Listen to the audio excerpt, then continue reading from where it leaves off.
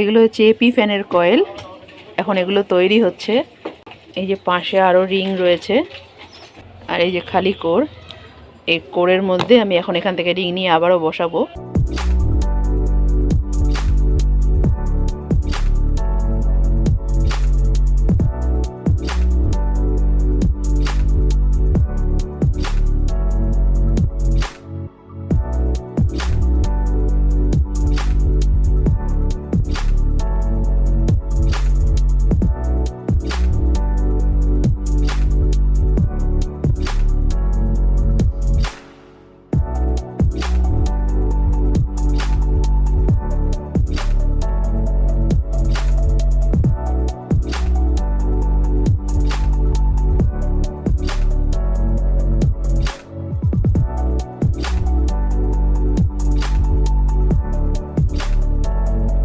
দেখো একটা রিং বসানো হয়ে গেছে। দুটো রিং বসানোর পরে এরকম দেখতে লাগবে। এখনও দেখো এখানে ঘর খালি রয়েছে, এগুলো তো টেপ হওয়ার পরে রিং বসবে।